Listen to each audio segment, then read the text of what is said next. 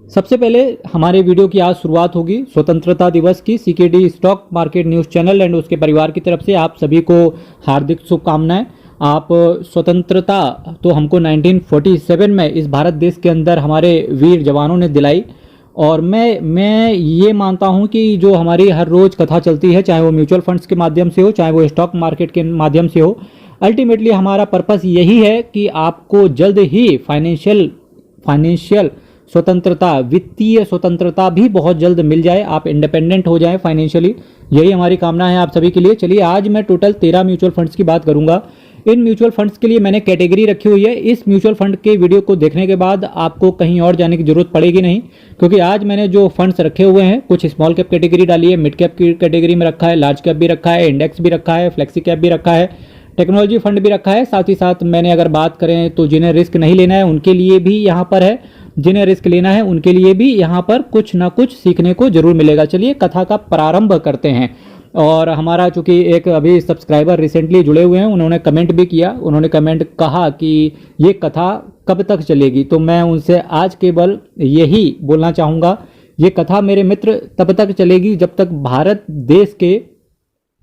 जब तक इस भारत देश का हर इंसान, बच्चा, जब तक हर इंसान इस देश का फाइनेंशियली इंडिपेंडेंट नहीं हो जाता।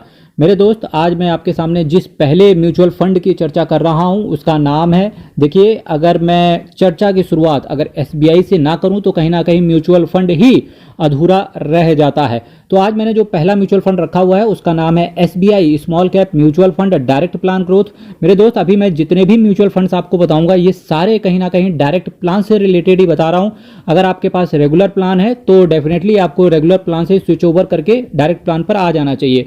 अब काफी सारे लोगों के डाउट आते हैं कि यार रेगुलर प्लान से डायरेक्ट प्लान के लिए आप वीडियो बनाइए, रेगुलर प्लान से डायरेक्ट प्लान में किस तरीके से स्विच ओवर हम कर सकते हैं। तो उनसे आज केवल मैं एक चीज कहना चाहूंगा यहां पर कि देखिए, रेगुलर प्लान से डायरेक्ट प्लान में आने के लिए आपको अपने ब्रोकर से बात करनी पड़ेगी जिससे आपने रेगुलर प्लान को ले रखा था।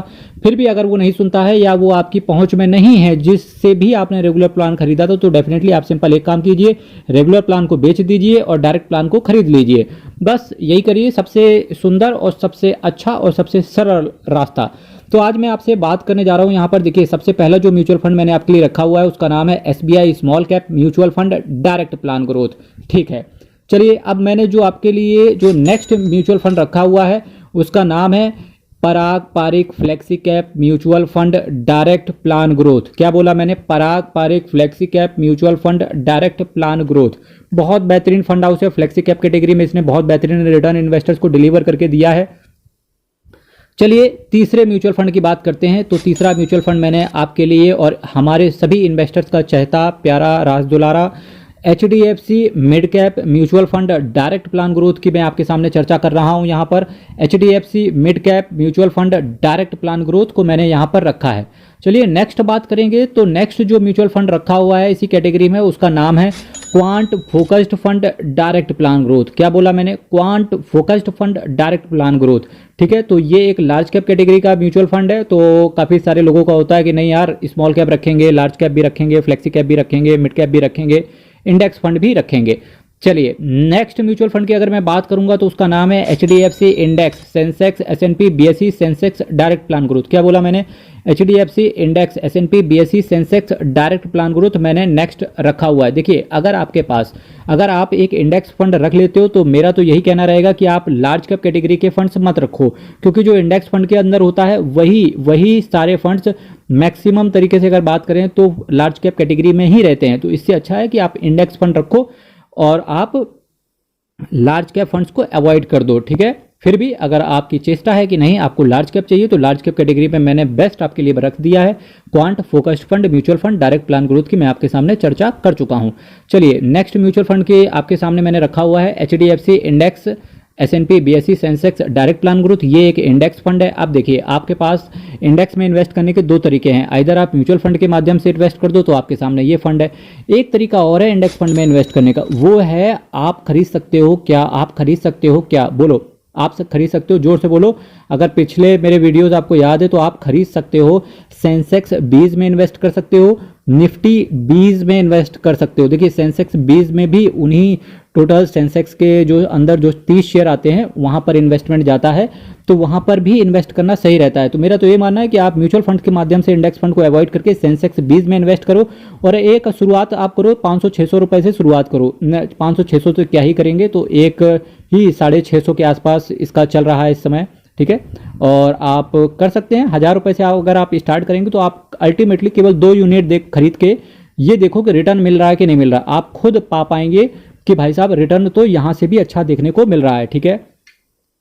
इसके साथ साथ जो मैंने नेक्स्ट बात करी आपके सामने, सेंसेक्स 20 की बात करी, ठीक है। बैंक निफ्टी 20 में भी आप इन्वेस्ट कर सकते हो और निफ्टी 50 20 में भी कर सकते हो, पर मेरा यही मानना है कि आप सेंसेक्स 20 में जाओ, क्योंकि वहां पर शेयर्स 30 हो जाते हैं, तो कहीं ना कहीं आपको रिटर्न भी अच्छा देखने को मिलेगा। जब आप निफ्टी 50 20 में करोगे तो कहीं ना कहीं वहां पर 50 शेयर का इंडेक्स होता है, जिसकी वजह से रिटर्न सप्रेस थोड़ा बहुत देखने को मिल सकता है, ठीक है।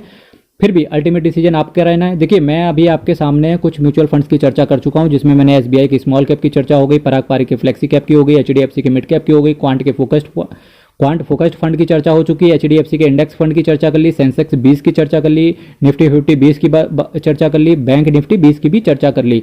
देखिए अगर आपको इन म्यूचुअल फंड्स का इन डेप्थ एनालिसिस जानना हो तो मेरी मल्टी बैगर म्यूचुअल फंड्स के नाम से प्लेलिस्ट पड़ी हुई है, आप उस प्लेलिस्ट को विजिट कर जाओ, आपको इन सारे म्यूचुअल फंड्स के इन डेप्थ एनालिसिस उस प्लेलिस्ट में मिल जाएंगे। साथ ही साथ मेरे दोस्त, अगर आपने अभी तक चैनल को सब्सक्राइब नहीं किया, चैनल सब्सक्राइब कीजिएगा, क्योंकि इस इंडिपेंडेंस डे को मैं चाहता हूं कि ये मेरा चैनल भी 10,000 सब्सक्राइबर की तरफ जाते हुए देखने को मिले। और आप सभी का security stock market news channel के साथ जुड़ने के लिए अगेन बहुत बहुत धन्यवाद। चलिए नेक्स्ट म्यूचुअल फंड की अगर हम बात करेंगे तो उसका नाम है Mirae asset tax saver mutual fund direct plan growth. जी हाँ, कई बार जो टैक्स पेयर होते हैं, और मैक्सिमम मैं यही मान के चलता हूं जो भी म्यूचुअल फंड में आज की डेट पे पैसा लगा रहा है तो डेफिनेटली टैक्स पेयर तो होगा ही होगा, और भारत सरकार को टैक्स देना अच्छा भी होता है, क्योंकि कहीं ना कहीं देश की प्रगति इसी चीज पर आपके द्वारा दिए गए पैसों पर ही निर्भर करती है। मेरे ऐसे tax saver fund direct plan growth की अगर मैं बात करूं तो टैक्स सेवर कैटेगरी में यानी कि ईएलएसएस कैटेगरी में एक बेहतरीन फंड है। इसके अलावा अगर आपके पास कोई other mutual fund tax saver के अंदर है तो डेफिनेटली आपको विचार करने की जरूरत है। विचार आप कहां करेंगे? मेरी मल्टी बैगर म्यूचुअल फंड की जो प्लेलिस्ट पड़ी हुई है आप वहां पर जाइएगा, इन डेप्थ एनालिसिस मिल जाएगा। नेक्स्ट जो म्यूचुअल फंड मैंने आपके लिए रखा हुआ है उसका नाम है Quant tax saver mutual fund direct plan growth. क्या बोला मैंने? Quant tax saver fund direct plan growth. चलिए अब मेरी चूंकि यहाँ से चर्चा कहाँ हो गई, स्मॉल कैप की बात हो गई, फ्लेक्सी कैप की हो गई, मिड कैप की हो गई, लार्ज कैप की भी हो गई, इंडेक्स की भी हो गई, टैक्स सेवर फंड की भी चर्चा मैं आपके सामने कर चुका हूँ। चलिए अब बात करते हैं, काफ़ी सारे लोगों का होता है कि भाई साहब टेक्नोलॉजी में भी इन्वेस्ट करना है, टेक्नोलॉजी में भी इन्वेस्ट करना है, तो चलिए उनकी मन्नतों को भी पूरा करते हैं। आईसीआईसीआई प्रूडेंशियल टेक्नोलॉजी फंड, मैंने एक टेक्नोलॉजी फंड रखा है और इसका नाम है आईसीआईसीआई प्रूडेंशियल टेक्नोलॉजी फंड, ठीक है। अब कुछ इन्वेस्टर्स का ये डाउट आएगा कि भाई साहब मिड कैप कैटेगरी में कुछ अच्छा सा और बताओ, एचडीएफसी मिड कैप के अलावा भी कोई बढ़िया बताओ। तो मैं आज उनके लिए रखने के लिए यहाँ पर लाया हूँ SBI magnum mid cap mutual fund direct plan growth. क्या बोला मैंने? SBI magnum mid cap mutual fund direct plan growth. चलिए आज हम फिर से एक स्मॉल कैप कैटेगरी की अब बात करने जा रहे हैं और इसका नाम है Tata small cap mutual fund direct plan growth. जो 11वें नंबर पे मैंने रखा है उसका नाम है Tata small cap mutual fund direct plan growth. चलिए नेक्स्ट फिर से एक स्मॉल कैप कैटेगरी का ही मैंने म्यूचुअल फंड रखा हुआ है और उसका नाम है, इस म्यूचुअल फंड के बिना तो स्मॉल कैप कैटेगरी ही कंप्लीट नहीं होती है, और इसका नाम है Nippon India small cap mutual fund direct plan growth. क्या बोला मैंने? Nippon India small cap mutual fund direct plan growth.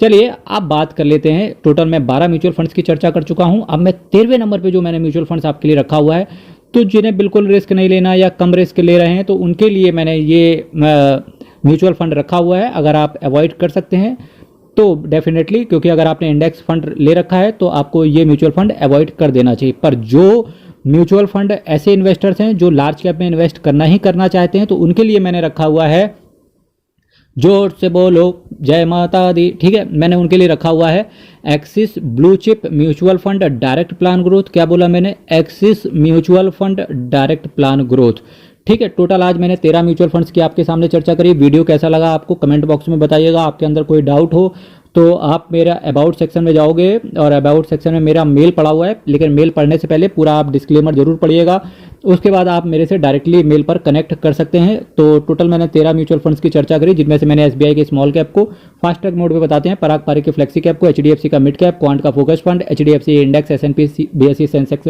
Direct plan को, साथ ही साथ मैंने सेंसेक्स 20 की भी चर्चा करी, बैंक निफ्टी 20 की भी चर्चा करी, निफ्टी 50 20 की भी चर्चा करी। मेरे ऐसे टैक्स सेवर को मैंने रखा, क्वांट टैक्स सेवर को रखा, आईसीआईसीआई प्रूडेंशियल टेक्नोलॉजी के बारे में बात करेंगे तो एक थीम बेस्ड फंड्स को भी मैंने आपके सामने रखने की चेष्टा करी। इसके साथ साथ मैंने मिड कैप के ऑल्टरनेट भी आपको दिया। एसबीआई मैग्नम मिड कैप भी एक अच्छा म्यूचुअल फंड है जिसे आप देख सकते हो। साथ ही साथ मैंने टाटा स्मॉल कैप की भी चर्चा करी, निप्पॉन इंडिया स्मॉल कैप की भी मैंने चर्चा करी, और जो कम रिस्क वाले हैं वो axis blue chip mutual fund की तरफ भी देख सकते हैं। अगर आप चाहें तो इसको अवॉइड भी कर सकते हैं।